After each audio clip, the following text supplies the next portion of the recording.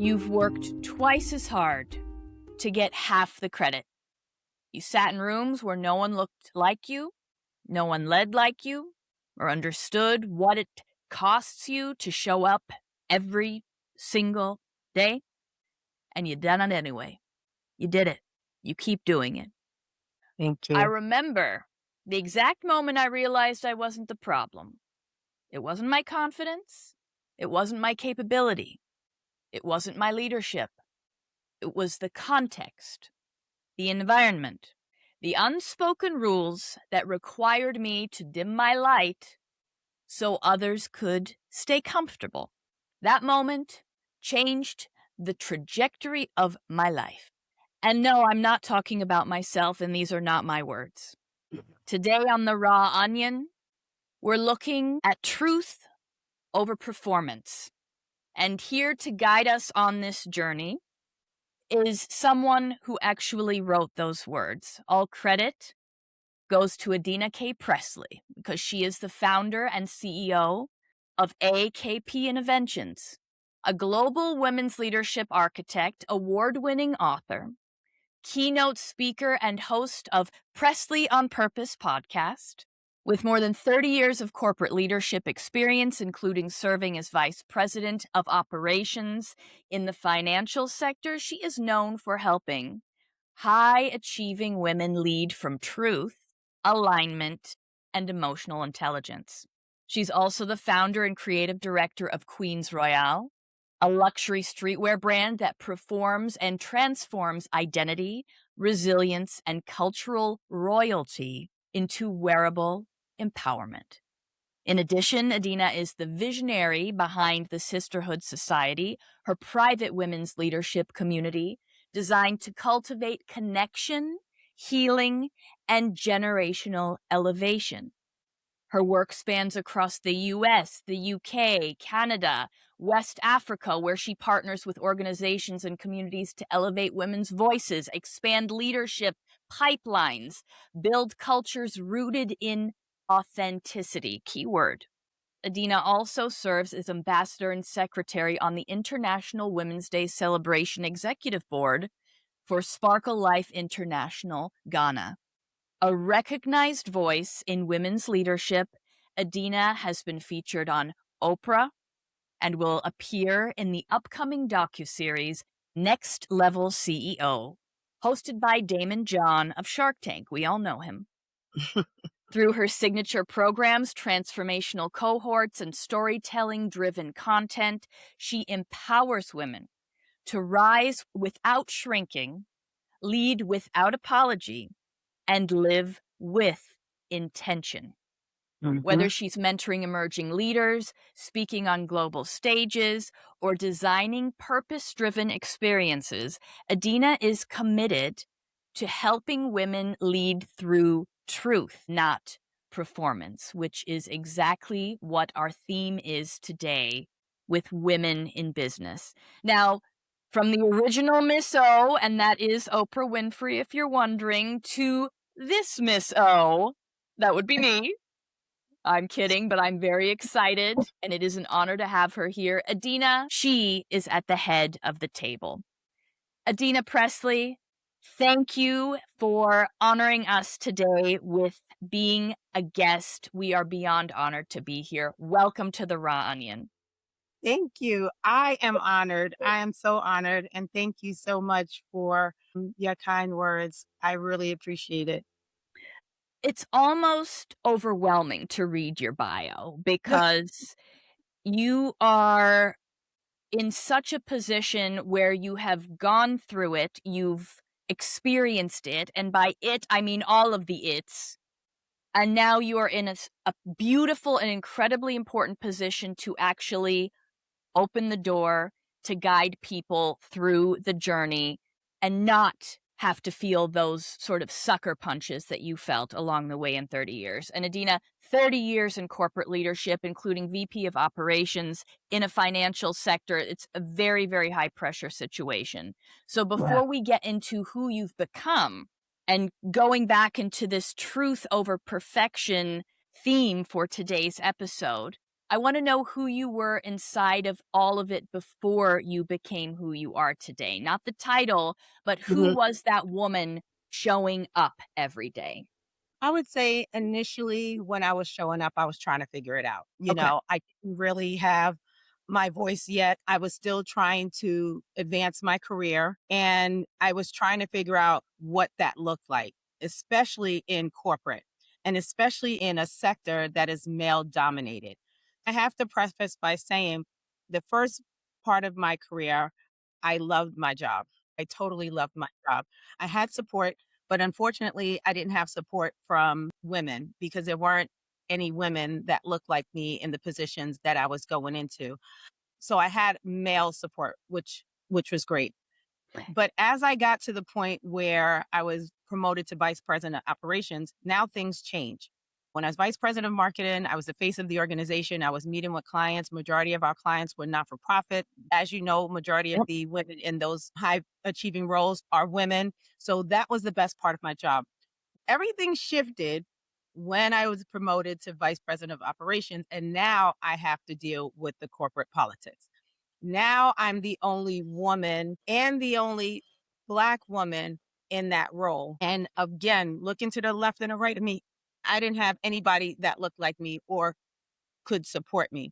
So I was trying to Mm. figure it out myself. And what I noticed was even though I was always being my authentic self as I grew in my career, because I found my voice, I found my niche, I found my purpose in corporate, it was a little intimidating. People took it as being aggressive because when a woman speaks, and especially a woman of color speaks, and someone feels like they're being challenged, or they may feel like you are a competition, that's what I started to face. I also Huh. started to face, yeah, I also started to face things like some people didn't want to take direction from me. And I'm going to be honest with you, a lot of men didn't want to take direction from a woman. So there were times they would try to go over above my head. There were times that they would try to go through the back door or undermine my decisions. And every decision that I ever made was based on one, my integrity, two, to protect the organization. And then three, we had responsibilities in a heavily regulated business. So that those challenges, whew, I mean, listen, you're getting it from all ends. Now, you've been in the game a long time. Now you're guiding the game. But yeah. here at this moment that you're walking us through, it's pretty interesting actually, because A, you've got the women who are really not on your side. And frankly, I would venture to say, and I'm going to raise my hand too, as a female, let alone a female of color, as a female, this is something that happens every single day where that's sort of an irony that, and I'd love your opinion on this because I see it a lot too. And I always thought it was almost, it didn't make sense where, wait a minute, what is this lifting females up? Let's lift each other up, let's support. I've got your back. It all flew out the window when it comes to the corporate infrastructure. Oh, And yeah. right? So what do you think that really is aside from threat? Because obviously a competent empowered female is a threat to most people. Hmm, hmm. What do you think there's that dynamic of a threat to other women and a threat to your male colleagues? And then you add on a, a woman of color, so that's a whole other I don't even know. Do we use the word threat? No, to be honest with you, I would say it is threat. Yeah. When yeah, when someone feels like, and I'm gonna speaking from a man. Like for instance, Yep. the gentleman that I was working for at the time, he pretended that he was on my side.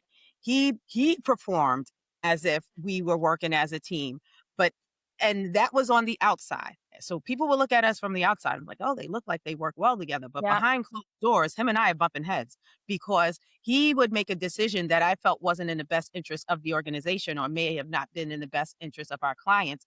And his thing was do as I say, do as I say. That my decision's already been made. Meanwhile, I know the consequences associated Yep. with that decision that you made. I Yep. know where that's going to lead us. And I got to the point where I got tired. It's exhausting to try to constantly bump heads with someone who just does not hear you, you know? So I felt like my and I'll say this also too. We had a situation where we had a meeting and there was another executive that was on a meeting. He made his decision. I spoke up and I said to him, I don't think this is the right direction we should go in. These are the clients who pay our bills. I think we should take another route. The other Yep. executive agreed with me and made us pause and redo and rethink how we were going to move with this project. I think that point was where him and I started bumping heads because I guess he felt, how dare she speak up? And now he takes her side, and now we have to start all over. And I'm just thinking here while I'm listening to you, even going back, and these are your words, I take zero credit. These are your words, truth over performance, right? Mm-hmm. And there's this social safety that I think is fascinating right here because what you're speaking of happens thousands of times a day. And when someone being challenged and they're not used to being challenged, right? That again is not, I don't want to say it's not a you problem because it is. You're in the middle of it all, but Mm-hmm. the core of that shakeup belongs to that person, right? Because Absolutely. high achieving people perform instead of lead Mm-hmm. because the environment are it's basically a dominance hierarchy, right? Yeah. And I Yes. did a little deep dive on this because I wanted to really talk to you about it because you've navigated it so beautifully and elegantly. And in this construct, that person, right? The brain reads dominance hierarchies as threat. You know Mm-hmm. this. And so immediately the entire environment becomes a threat to this person. And Mm-hmm. in threat environments, authentic self expression gets suppressed in favor of social safety behaviors. So the Exactly. behaviors that keep us in a group, keep us from being penalized, right? They keep us from standing out in the wrong way. For women in leadership specifically, and this is something I thought was fascinating, that research shows a documented double bind. So be competent, which is Mm-hmm. masculine coded. So you're threatening him already Mm-hmm. because Mm-hmm. you're threatening his masculinity. It's not even his position of the job. It's his who he thinks his essence is, right? Exactly. Or be likable, which is feminine coded. Mm-hmm. And I'm generalizing, but we're for sake of discussion, right? Right. So Mm-hmm. both rarely come without penalty. And the brain learns authentic is risky, Mm-hmm. performed is safe. And Yes. it's optimized accordingly. So this is not a weakness. This is the most intelligent adaptation that's built inside the system. But that's the point. The system is the problem, not the woman, Yes. right? And since the system has always been built based on what the man needs, what the man encodes, Mm-hmm. of course, you're gonna walk in as a very competent, obviously more competent in this role because you got the role, you have the responsibility. This is not just a shakeup of his internal or their internal mechanism. It's a Mm-hmm. shakeup of the entire environment. Yes. Yes. Yes. And that's what I speak of when you read that post that I had put up on Yes. LinkedIn. You know what I'm saying? That's exactly it. And I feel like that was something that had to happen to me because again, like I said, in the beginning of my career, it was great. I had real good support. But once I got to that corporate level and once I had to deal with on executive level, that's when things started to change. And I felt that I needed to go through that and I needed to experience that and I needed to feel that. So when I got to this place where I am now, I can be that voice because Yeah. I like you said, I took risks. Yep. And I'm not gonna lie, I suffered the consequences of the risk, which I wasn't mad at. So for instance, when he realized that I wouldn't conform or I wouldn't bend to whatever it is that he was throwing at me, now he wants to put in a buffer. So now there's a restructure. And when this restructure happens, now I report to somebody else, which all he did was help me in that respect too, maintain my sanity because at least this person that he put between us, we worked well together. That Mhm. person supported me. When somebody tried to go over my head or tried to undermine my decisions, that person was like, no, what she says goes. You know what I'm Yeah. saying? But with him, and then again, that person who was the buffer between him and I they started to have conflict with him because I guess he felt you're giving her too much leeway or you're giving her too much freedom or you're letting her, you're just letting her make way too many decisions without our direction. I'm gonna use a nice word, our direction. Fair enough. Heard. Fair enough. Yeah. Very politically correct here. Yes, yes, yes.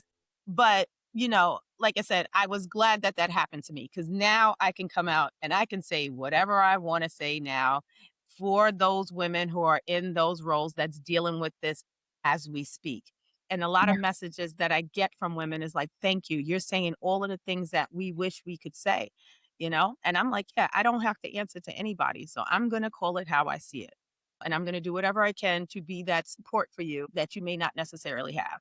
Well, and you mentioned something very interesting, and you've earned that position after all of this time and effort and risk taking is I don't answer to anybody. Now, that's a goal that many entrepreneurs have, right? For many different reasons is I can't have a boss for so many of these same reasons that you're highlighting right now. Mhm. And your work is really based on, and again, this is a phrase I love, and I'm gonna say it over and over, that leading from truth, Mm. not performance. For the woman who has been performing for so long, who is not in this position, maybe not yet, maybe not ever, of being able to take their own direction, not having someone to report to. For the majority of us, we always will have somebody to report to, right, in our work. How do you explain what this performance actually costs someone if they don't learn to speak from their truth, negotiate from their truth, set up boundaries from their truth, move in their truth? What is that cost of performance? Because I mean, I ended up, and this is something I say all the time. I ended up in the hospital, which was my cost because it was always this cognitive dissonance, right? That you have one version of you and you're performing, and you mentioned the word exhaustion. It is eventually you're going to crash and burn because we're not. How can you live a Right. life of two paths going in opposite directions? From your experience, what is that performance cost to people if they don't follow this lead that you are extending the hand to now of really owning your truth? What's the cost of that? It's definitely exhaustion. It is definitely burnout. And I know that's the term that everybody is using nowadays, but that is a real thing. Your mental, your physical well being. I know for me physically, I was hospitalized. You I too. was, yeah, I was hospitalized. I was diagnosed with anxiety. That was another thing that I was suffering with because I was just taking too much on. And like you said, when you perform, you're not being your real authentic self. So you're not letting you be you. When it got to the point where it affected my health, that's when I really had to set the boundaries. That's when I had to take the stand. And I said, I know it's risky. I think also, too, for me, and I tell this to people all the time, too, my situation is a little different because I was already in a place where I was ready to leave. I was already looking at the front door. I was already planning my exit because I had enough. But not Yeah. everybody is in that situation. So you have to be mindful of it. But I will say this, you have every single right to set your boundaries. You have every single right to, and I also say this to make sure that you take time for yourself. Just like we can, you know, go to a meeting or set up a Zoom or whatever, you have to make sure that you take care of yourself mentally and physically and emotionally and spiritually as well. Because once I started doing that, some of the things that I faced or some of the conflicts or challenges that I was having in corporate didn't phase me as much because now I'm in control of who I am. I'm in control of how I feel. I'm in control of how anyone else thinks they're going to make me feel. So I always say this, and I say it's corny, but for instance, I to this day I still wake up every day and say I choose happy. So even if somebody comes to me and tries to shift my mood or take my joy or whatever they think they're doing, I'm in control of how I feel. And that's one of the things that I made sure that I did when I was in corporate, that I took control of my well-being, my health, and setting those boundaries and standing firm in those. And again, you can still do that and not have to put yourself at risk as far as your career is concerned. You can be your authentic self and still be able to follow the same path that you have with regards to advancing your career. So I also want to put that out there too. Well, how does that and you mentioned this, and thank you, that it's now I'm curious, choosing waking up and choosing happiness. Mhm. What does the rest of that setup look like? Or what does the rest of your day look like? Are you taking, let's say, especially if you're salaried, which at obviously at a certain level you will be, you are. And I was always told avoid it as long as you can because when you sign that paperwork, they own you. Hmm. Which I, that was an imprint that kind of scared me, and so it turned out to pretty much kind of be true. But Mhm. when you wake up, what are these Adyna hacks that if you're spiraling about to crash out, if you're getting furious that someone's not hearing you, if you're sensing that there is a threat on the horizon, not that you feel threatened, but you feel like, ah, wait a minute, I am the threat. Mhm. How do you navigate those dips and those peaks in the pits of the day as a woman that's such a high achiever? Well, before I start my day, even to this day, before I start my day, I always took time to just sit in quietness. So I wake up Yeah. every morning. I pray every morning. And then depending on how I feel in that day, either I meditated or I sat in pure silence. And I still do that to this day Yeah. because it allowed me to ground myself before I start my day. And then, like I Yeah. said, I say my 3 word, and it sounds a little corny. I choose happy, Nope. but then that's I what, love it. I love it. but it's what I go with. And I think when you put yourself in that place and when you're able to be in stillness, your awareness is heightened. So when there was certain Yeah. situations where I felt like there was a threat or there was toxicity in the environment, I knew how to step away. I knew how to mentally step away, give myself a minute to redirect myself, and then also think before I responded. Because sometimes I can shoot from the hip. So I had to teach myself to be able to know how to navigate how I respond to certain things. And that's something that I still work on to this day. And I find that not being performative, I find that being in control. I Oh, yeah. find that control and not letting anything or anyone else control me. Because I feel like sometimes people will put you in that position to get you to that level where you may not be in control of yourself, and that can be detrimental to you. So I was so in control of that, and like I said, there were times that I would leave a meeting or I would shut down my WebEx meeting and literally want to punch a hole in the wall. But that's because I Yeah. kept it together in that moment. Yeah. Well, and that's the thing, right? Because it's almost like a chess game, and there are ways that we have to find our tricks to enjoy the game. As Mhm. weird as that may sound, it's otherwise it's gonna be too difficult and too enraging, frankly. Mhm. And, my interest here lies with this word intention Mhm. and choosing the choices that people often feel powerless in many, many different situations, and a lot of the times there is a lot of truth behind that, right? Y But there's an intention behind your movements when you are choosing truth over performance, right? This values based leadership, it actually, and I'm going to nerd out a second here with you with this prefrontal cortex, right? It's Mhm. that decision making part of the brain. So when we're not acting with intention, when we're starting to get reactive to someone else coming at us, when we know that they feel something about us, which might not be the greatest. And frankly, I kind of think of it's a compliment. If I'm ruffling your feathers, maybe Right. I'm doing something right. Uh, Yes. but it's that prefrontal cortex, that decision making part of the brain that has to kind of come back and say, calm it down, know the game.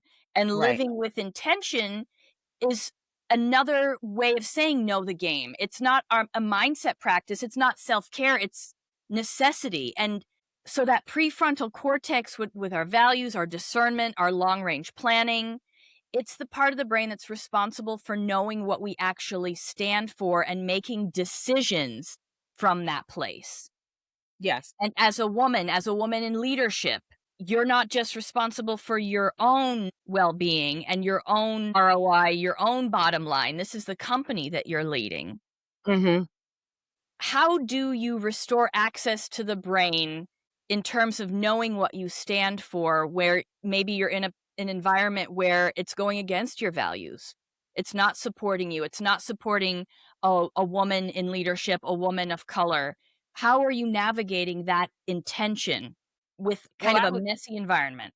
yeah, I would say, well, first of all, I feel like being intentional is your power. Yep. I feel Wow. that that's your power because you're not letting anything or any outside influences cloud your judgment or, to get a reaction out of you when you're in that toxic environment. You're in control of how you respond. So Yeah. when you're being intentional, nobody can't move you or nobody can't when you're being intentional, you're anchored. You know what I'm saying? I feel that Yes. when you're being intentional, you are anchored. And then when you're anchored, nobody can't move you. So I know for me, that's what worked for me. And I always say I stood 10 toes down. I always did that when it came to me being intentional on how I responded, how I reacted, what room I was in, because I also tell people and the women that I work with, you can still be authentic and be yourself, but you also have to know how to read the room. You Yeah. know what I'm saying? You Yeah. do know how to read the room. And again, that is your power. That's how you stay in control. So yeah, that I would say for me, that's always how I've managed it when I got to the point where I was dealing with those challenges, those toxic environments, those threats that and the aggression that they said that I was putting out there. That's how I dealt with it. How do you find your community in an environment like this? And that's something that, again, millions of people struggle with. I do go to work. Work in a huge corporate machine. I want to make some friends. I know friends and that word family mixed with work. That's not something I love, the verbiage around that. I want to Mhm. hear your opinion on that. But how do you find your allies when you're working with intention or trying to, in this kind of robotic, aggressive machine, like a corporate structure? Mhm. How do you know? How do you discern? How do you, because I know you've created also a sisterhood, right? And that Mhm. was something that was born in this chaos. So tell the listeners too about that and how that came to be and how you find your allies.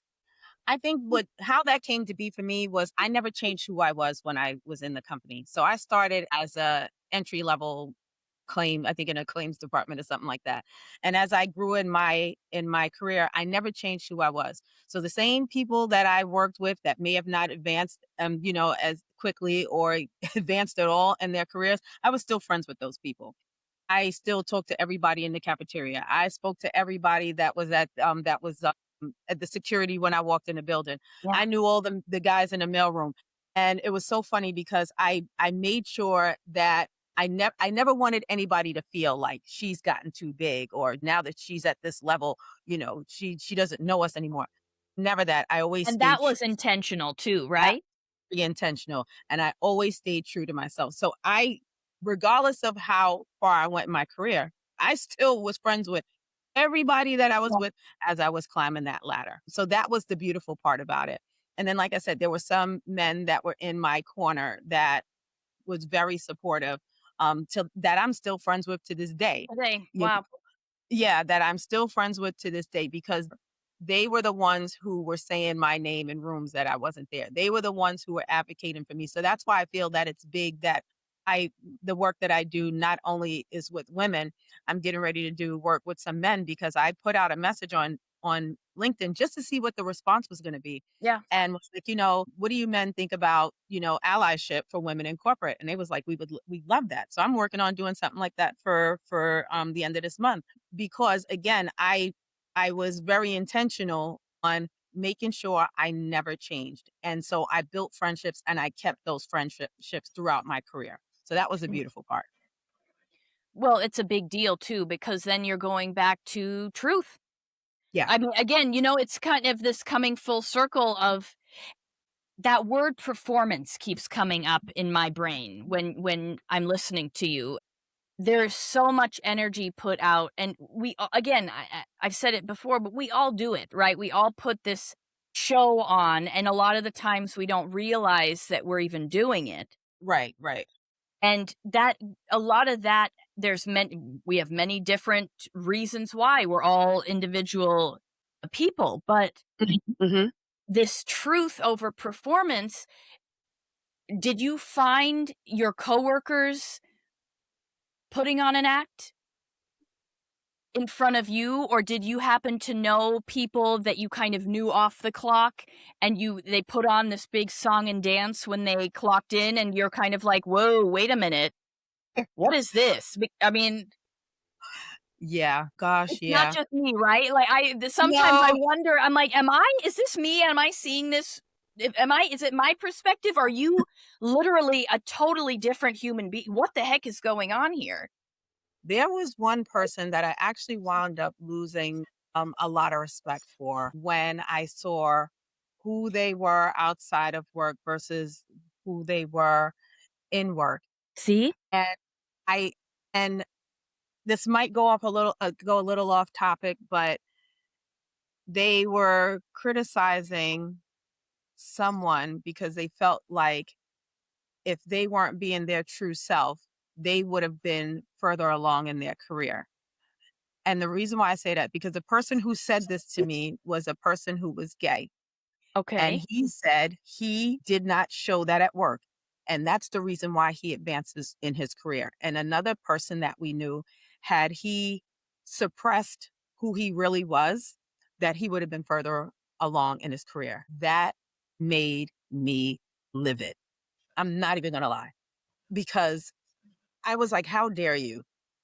Who are you to say something like that? You know, if that's how you feel for yourself, if that's what worked for you, then that's fine for you. But for you to say that out loud, I had a problem with that. I really did. Talk about truth, right, over performance. I mean, Yeah. and again, you mention risk a lot and risk aversion, and that you've taken risks that have paid off, but they've been authentic risks. Yeah. Yeah. What do you think is the difference then with this story? That's I've got my opinions too, but you know, with this story versus authentic risk taking, such as the risk taking that you enact, that you enable, that you intentionally make and move forward, move the needle with.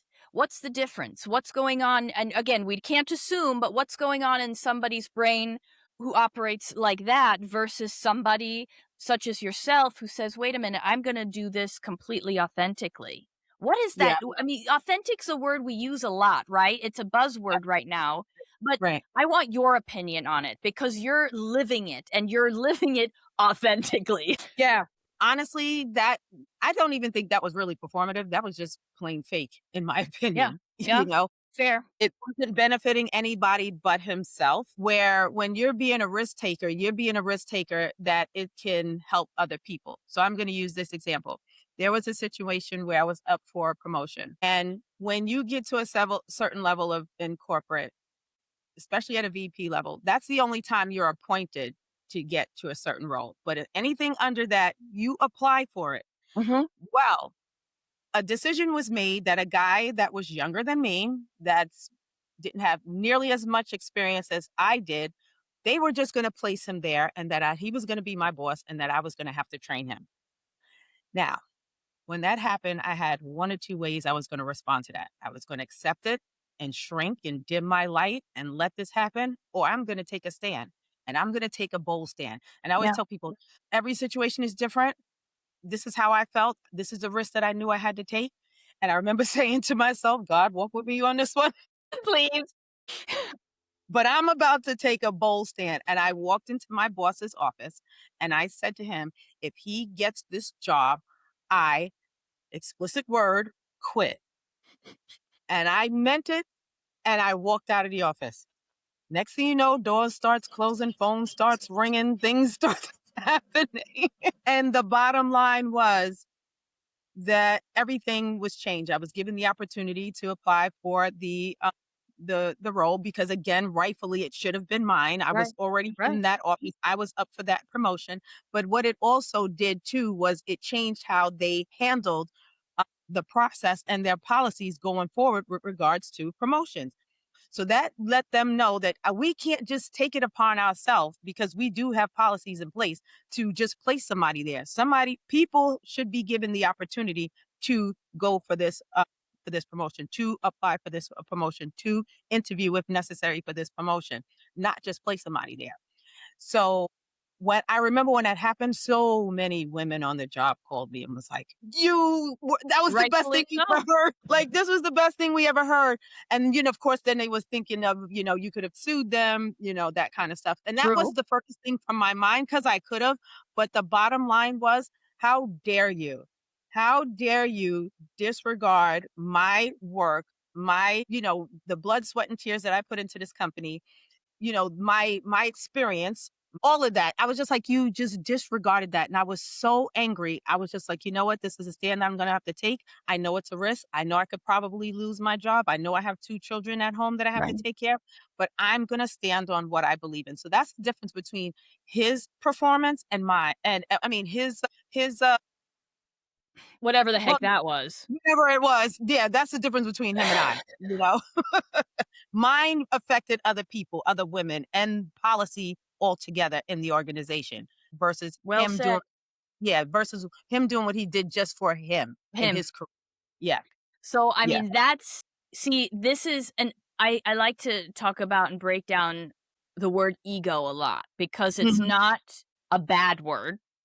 No, not at all. It saves us a lot of the time, and it also lifts the veil a lot of the time when you're dealing with fools like this human being who are showing up fake, who are Yes. really working off of that basic ego of how am I seen, how what all me, when when every sentence starts with the word I or me or my opinion, it's like, "Oh boy, here we go." Right. Right? But when you take the risk and you say, "Okay, ego be darned, I'm doing this because it's the right thing to do," you're gonna have a different outcome. Yeah. And, that's a really, really good example of it, and I'm curious, let's just say, hypothetically, that they hadn't responded the way they did to you. Mm. Let's just say they shrugged their shoulders and whatever, I mean, whatever it let's just say, what would Mhm. you have done? What would your responses have been? I to be honest with you, I would have been okay with it, because I stood for what I believed in. You know, of course, it would have shifted, or may have thrown a monkey wrench in my personal life, because I still had bills to pay. I still had small children. Yeah. Luckily, at that time, I was still married, so I did at least had a husband. A little help for the time So I being. did have some financial help in that space. But I just would have picked up the pieces, and I just would have kept going. I Yeah. would have took it as, okay, maybe this just wasn't meant for me. Maybe there's better out there for me. I've always looked at things that didn't go in my favor that way. I always felt like, okay, well, Yeah. just maybe this is just not for me. Just when by me being laid off, I looked at that as like, okay, I was ready to leave anyway. This was my Yeah. time. This was my closed door that I needed to catapult me to the next level. And now I'm here, and I'm loving it, and I'm being a voice for every woman that, like I said, can't say the things that I can say, because I don't answer to anybody. Well, and you're setting the house on fire in the best possible way because, and this is something folks listening, there's so much that goes on in your life, in a given day, in your career. And there's so much where people and again, I don't use the word victim. That's not even in the equation, but it's this consistent sort of sucker punch of life, right? We decide how we want to take that. If it is a sucker punch or if it is kicking the door down to say, wait a minute, let me get flooded with this new opportunity and this new blinding light of like, whoa, this is something different. Hmm. And having that courage to walk through that door and say, oh my God, this was the best thing that could have happened to me. Hmm. Hmm. That's that perspective shift that I don't think I know you have mastered. And that's why it's such a big deal to have you on today because it's one of those, when life gives you lemons, make lemonade, but it's deeper than that Hmm. because you've already made the choice that you're going to have the lemonade no matter what. Exactly. Exactly. right? And that, I think, is the leadership that people need today to hold that door open and say, all right, you want lemonade, drink your lemonade. It doesn't matter what the ingredients are that you've been given. Look for your Right. lemonade, you know? Right. Yeah. Yep. Are you thirsty? And I think, especially now, you mentioned you have 2 children, and I know roughly the story I want you to share with the listeners, but you also mentioned the phrase generational elevation. Mhm. And, when we're talking about navigating that anchor of your truth, it's not just for you. And as we know, when you do come into the office and say, if this happens, I'm gonna blank quit, you know very well that's not just a move that you're making for yourself, which is why I brought up the ego, because this is the ego utilized in its what it's really ideally meant for in being of service in the world, right? So when you mention generational elevation, it stops me every time because most conversations about general or generational inheritance focus on what was broken Right. and what needs healing. And again, those are very valid topics. Oh. I work on that in my practice as well. But Mhm. what passed down that hurt us is oftentimes that narrative, and you're completely flipping that. Yes. And so, what does that general elevation of the generations mean to you? And what does it look like when it's actually happening? Because you're working for the moment, but you're also really laying the foundation down for the people that are coming behind you, coming up, lifting up your children, your coworkers, the people that you were leading in business, that you are now leading in business. What does generational elevation look like to you? Well, I'm gonna start with my daughters. I want them, and they're seeing, my confidence. Like you said, kicking down the doors. Yeah. In many cases, I'm running through brick walls. Yes. Well, they're just falling down when you walk in at this point. They're like, "Oh my god, Adina's here. Don't even bother. Like, collapse before she gets us."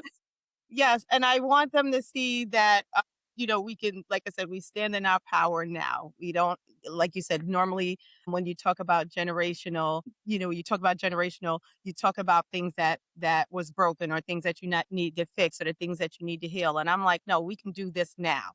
We don't Yep. have to. Yeah, we can do this now. So that's what I'm showing my daughters, and the beautiful thing is I'm witnessing them come into their own, making their own ways, making their Yep. own life. That's the beautiful part, and that they see it in me. They see me doing it. I'm practicing it. So they have somebody that they can follow because I'm laying that foundation for them to stand in their power, be their own authentic self, take the path that is made for them, not what I want them to do. You could take bits and pieces of what I'm doing, but make it your own and you lead with that. So that's the beautiful part. And I also want to extend that to other young women, other Yeah. young people that's coming up, that we have the power to make the changes, to change the narrative of how we move forward. We have that power now. So let's not look at the past and what it did to us and how it hurt us and how we need to heal from it. Let's take that and let's use that to our advantage to catapult us to the next level and to keep that going for the generations coming after them. This is where you and I have a lot in common because it's the basis of my entire business is looking at what and who came before you, honoring that, but also recognizing those patterns that they needed to elicit to survive, Mhm, right? If mhm, you can go back 20 years, you can go back 100 years. mhm. People did what they had to do to stay alive. And what is now coming out is literally you're defining it almost verbatim of and that's the genius of you, Adyna, really, because you're doing this on such a soulful level, but it's also literally matching science really incredibly profoundly. Wow. Really, because you know, I am I'm not honored. I'm not kidding, and that's why I'm really when I say I'm so blessed to be speaking with you, I mean it because it's you're embodying what people and scientists and researchers are finding out now, gene expression, right? We're almost like dials on a radio or on a TV, that Mhm. we all inherit certain traits. Mhm. Mhm. Depending on whether they work for us now or don't, we have that power to turn the volume up or down. And 95% of the time, folks, it's subconscious. We don't realize that we're turning it up or down. Right. So, your coworkers, again, they have, obviously, it's very clear, they don't even have any instinct to realize they have more power than they think they do. They're operating on sheer subconscious emotion. She's freaking me out. She's a threat. Do I lose my job? I'm going to react. I'm going to come in hot. All right, take a minute, man. Relax. Right. Because this general or generational elevation, it's not a metaphor. It's not a mission statement. It's actually a real measurable change that moves through your lineage, and every woman who Mhm. stops performing and starts leading from truth is rewiring that biological instruction for the people around them and for the people that are going to come after them. I So agree. this is the science underneath what you are building. And generational elevation happens in the body first, and then it Mhm. moves through time, it moves through the brain, and eventually it moves into your autopilot behaviors, which is what you want, which is what you're setting people up for success with. And so whatever you're doing is bigger than you even might realize. I When I tell you that I'm sitting here and I'm blown away by Yeah, everything you're saying, it's wild. because this is how I genuinely feel on the inside. Yeah, You know, this is just who I am. This is what I feel. And like I said, because I lived it and I experienced it, that's why I'm so passionate about it. So hearing you say this is yeah. totally blowing me away. It's totally blowing me away. Yeah, it's real. And that's some people, and that's why I always say, there's some kind of shift happening where leadership, such as yourself, is now coming to the forefront. The timing is no accident. Mm, mm, Timing is no accident. We realize that there's people are getting a little more panicked than they had been in years past. And what happens when people panic? They start to act out in ways that might not make sense, in right, ways that might not be good for the community around them, for their coworkers, for themselves, right? right. Panic elicits a lot of crazy behavior. Mm-hmm. So when somebody such as yourself comes into the scene and says, wait a minute, no, we're going to do this differently. We're going to lead with intention. We're going to speak from truth. These are not just punchline words.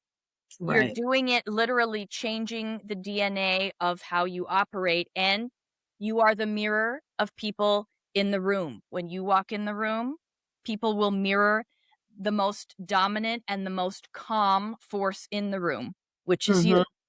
So you pass it on genetically and you pass it on energetically, which you're amazing to me in that way. And Thank you.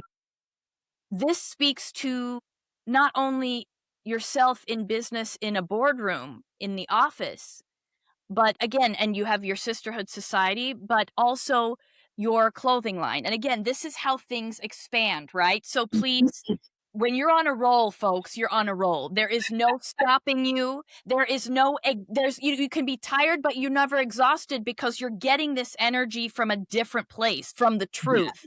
yes, yes, yes. So And it's please so funny that you elaborate. say yes, and it's so funny that you say that because I believe in that saying, like, when you do what you love, you never work a day of your life. Amen. I believe that wholeheartedly, and I can be and there's been times that I'm sitting at this desk and I'm working at 1 o'clock in the morning, but it doesn't bother me because Yeah. I'm doing what I want to do, you know? Sometimes I lay in the bed and I'll bring my laptop in the bed with me because I'm like, "All right, let me just do this real quick, and let me research this because I love what I'm doing." Yeah. But when it comes to, Queens Royale, so the funny thing is Queens Royale actually was birthed from working from home during COVID. Really? It was. It was a thing where I was just like, "Okay," I always had to wear the clown suit, the gray, the blue, the black, the shoe, in the beginning of my in the beginning of my career. And then, of course, as time went on, I started to step outside of the box. But prior to that, when COVID happened, I was like, wow, I get the opportunity to wear shirts and, Yep. to wear shirts. But if I'm going to do it, let me be cute. And when I Oh, decided, yeah, and when I decided to do Queens Royale, initially it was all about my borough of Queens. I'm a New York girl at heart, as you can tell from my yes, heavy you New York are. accent. Yep. And I was born and raised in Queens, but when I thought about it from a broader perspective, I'm like, yeah, but we're queens. And not only are we in that borough, but us women, we are queens, we are royalty. And I want to express that through our clothing. I didn't want to make it biased and just be for the women too, so men can actually buy can buy their sweats and Fair. stuff, but generally speaking, it speaks to the royalty of us as women, the titles that we hold, the responsibilities that we have. We're mothers, we're caregivers, we're Yeah. wives, we're good girlfriends, we're Yeah. godmothers, we're sisters, we're Yeah. aunts.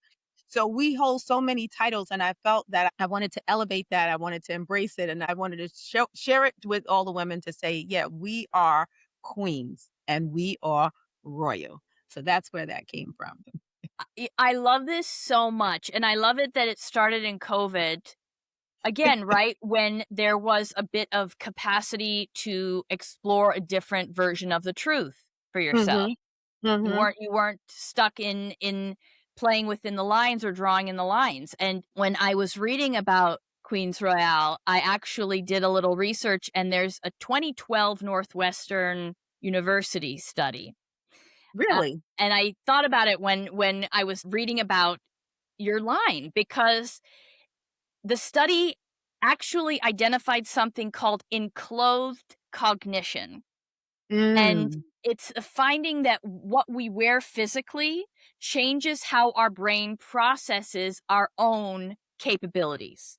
So, participants wearing a doctor's coat made immeasurably fewer errors in attention tasks than those wearing, let's say, just regular clothes, right? Same Mhm. coat, different label, measurably different performance, which is wild to me.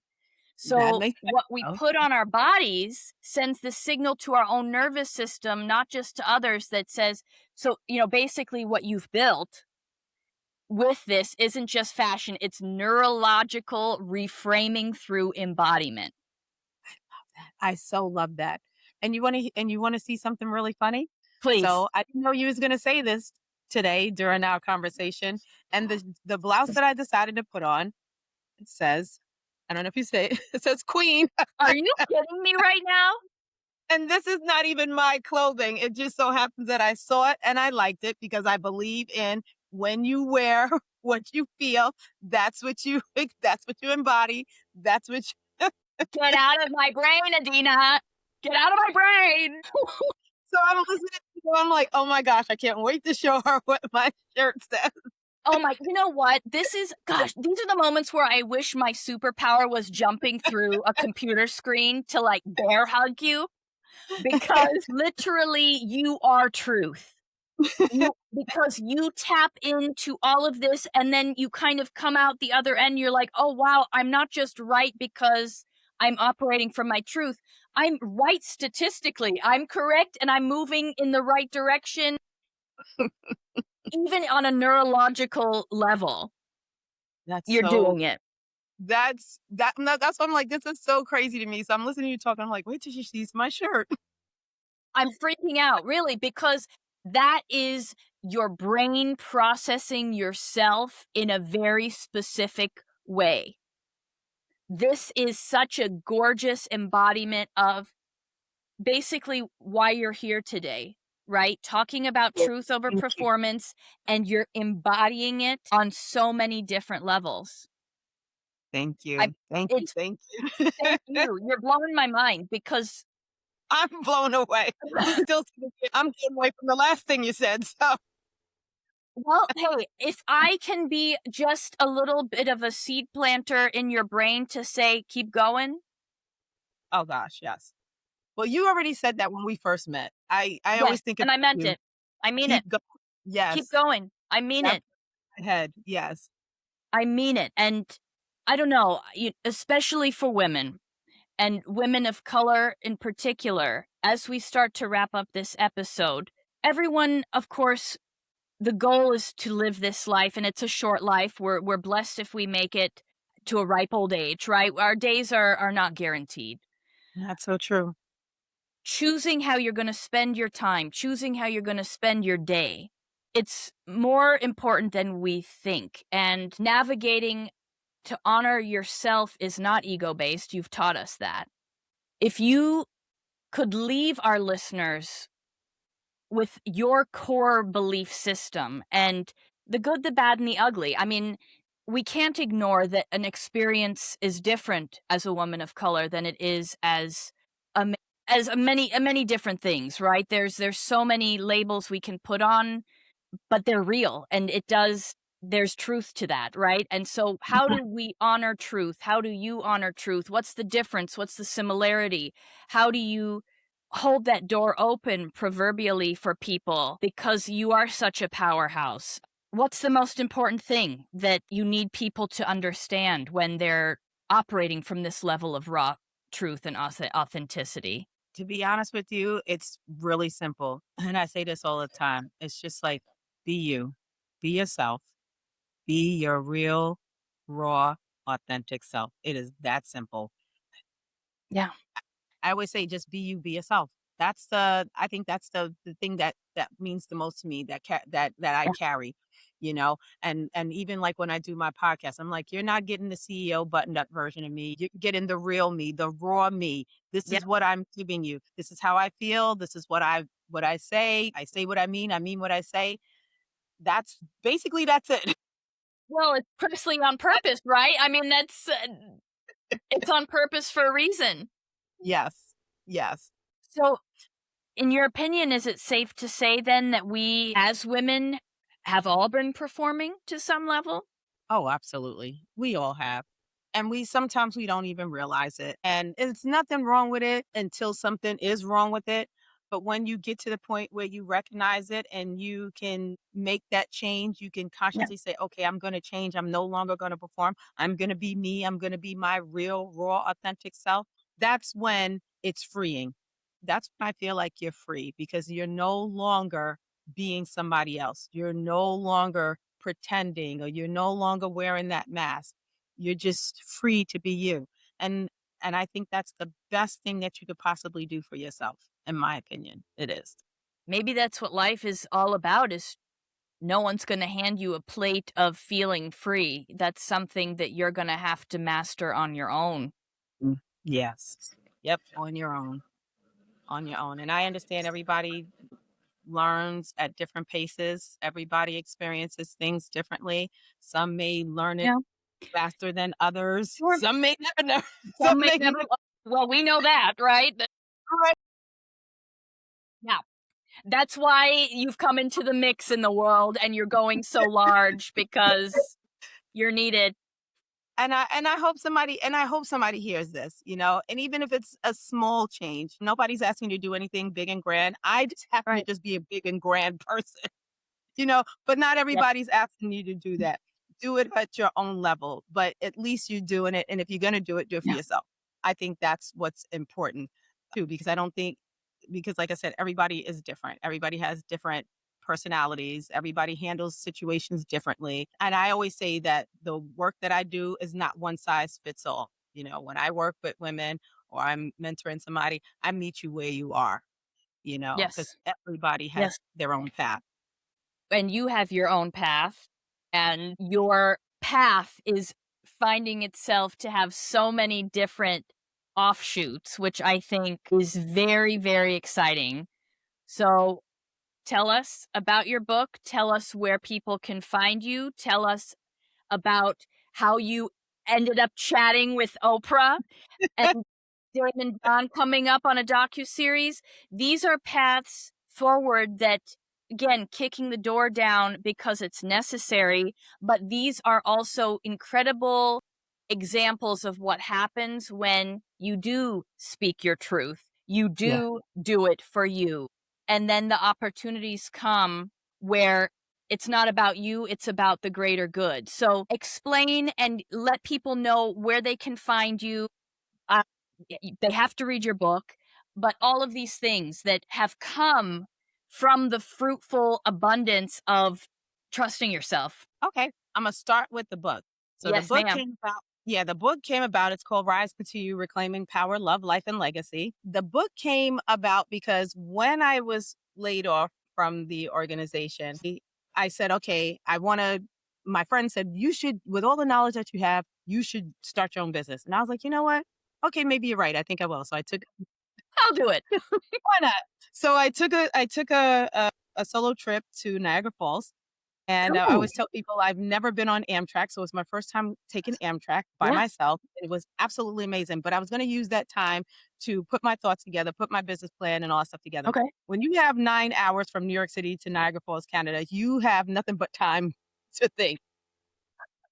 On a So train. yes. So I started reflecting, and as I started reflecting, I was like, "Oh my gosh, this could be a book." So that's how the book was birthed. So instead of me doing my business plan and all that stuff like that, I started the foundation of writing my book. Yeah. Lo and behold, in October of last year, uh, I released the book, and it's written from a place of healing.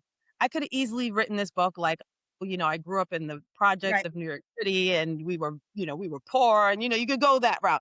I didn't want to go with that route. The route that I was going was these experiences that I had, these challenges that I had throughout my life brought me to where I'm at right now. This grounded, wonderful place that I'm in right now. And I speak from healing. I speak to the women in particular as this is like a love letter, a transformational guide to help you, to let you know that you're not alone. I've been there, done that. And it talks about caregiving, motherhood, career, money, marriage. It touches on all of that, but again, it touches on it from a healing perspective. So you can find Mhm. Rise into Reclaiming Power, Love, Life, and Legacy on Yep. Amazon and all the other. I think the other other platforms that books are sold on the ebook. And but then what I'm gonna talk about how I got to Oprah. So how I got to Oprah was I was No laying big in bed. deal. I know people Whatever. always, how did you do that? I happened to be laying in bed, couldn't sleep. And normally, what I do when I can't sleep, I just scroll on my phone. So I was scrolling on my phone and I saw a post from her podcast, and it says, "Are you a woman and have you ever been fired?" And when I thought about it, I was like, okay, well, yeah, I'm a woman, and technically, I was fired. Yeah.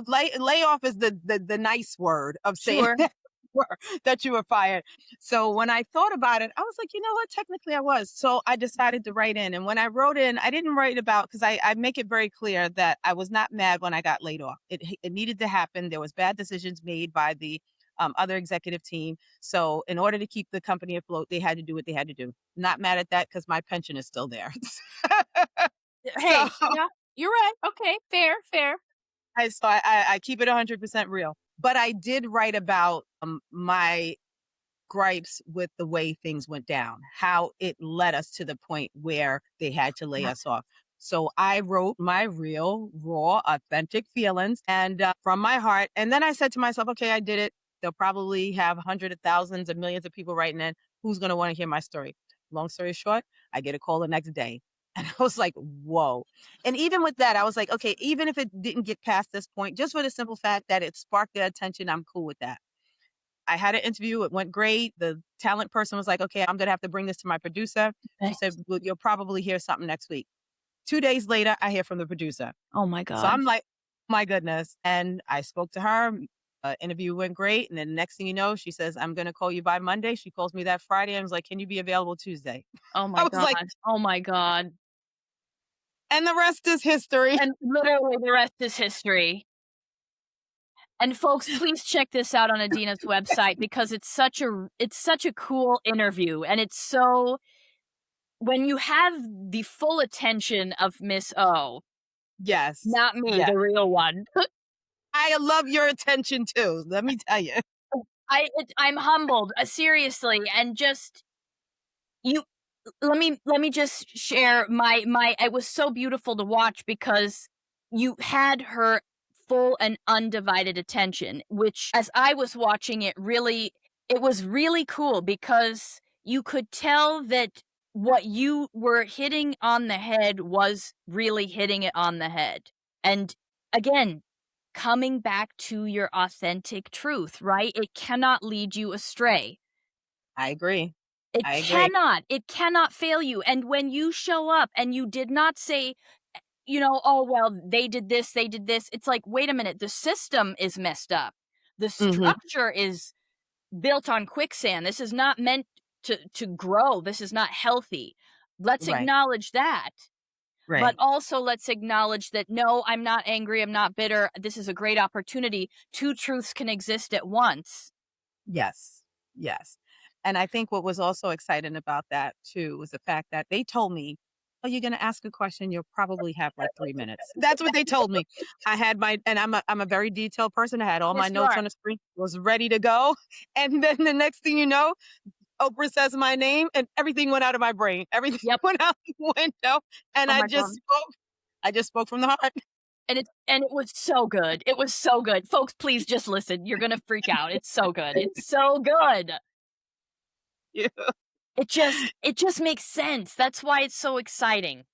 Thank you, thank you, thank you. Yep, and like you said, I just spoke from my heart. I just spoke my truth. I was nervous, I was excited. All my notes went out the window, Yeah, but like you said, something about what I was saying caught her attention because I wound up being on there for about a good 8 minutes. I was only supposed to be like 2 to 3 minutes. exactly. I got a good Exactly. 7, 8 minutes, so that says a lot. Well, and frankly, you could tell she would have wanted you on for the entire podcast, the entire show, but, like, she probably got a memo in her ear, but that's the value of coming back to n don't put on a show, folks. Don't. Leave the shows to Broadway, leave it to Vegas, leave it to whatever. Show up real, and you're gonna get the results.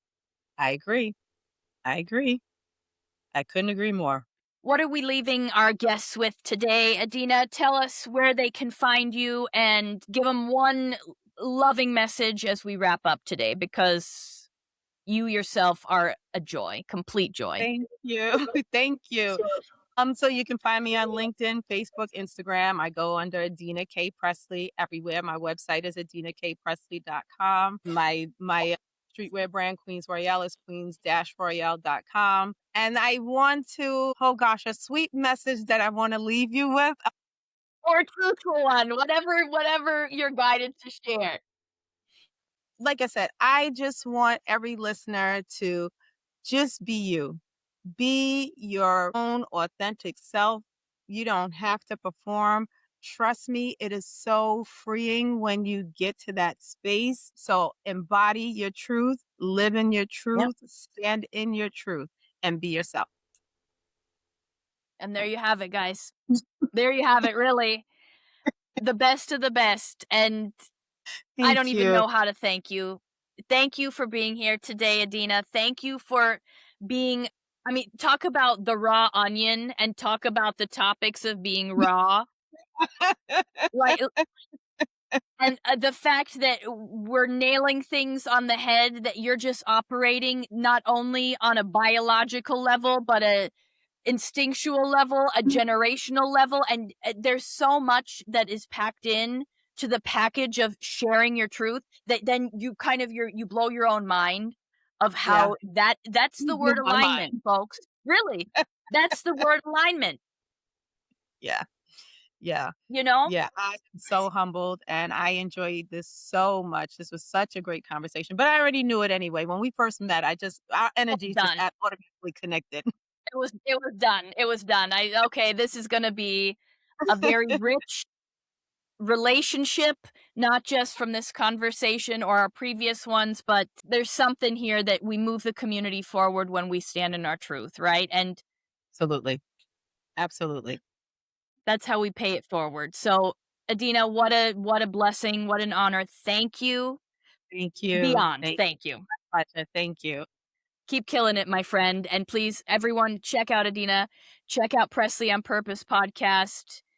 Go lift yourself up in a very honest way. She will not steer you wrong. That I can guarantee you.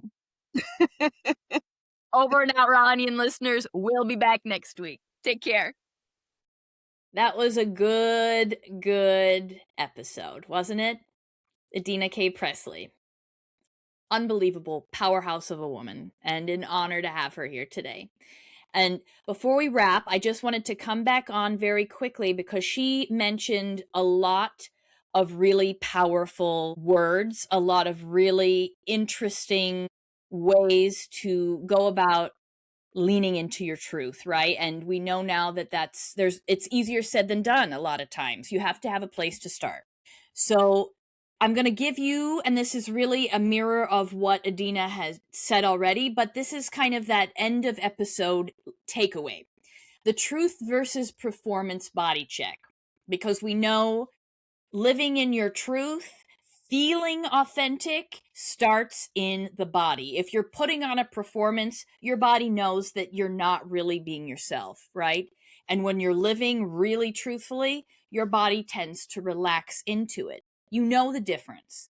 So at the end of every day this week, before you sleep, ask yourself 2 questions. Question 1, what did I do today that felt genuinely like me? Pick one thing.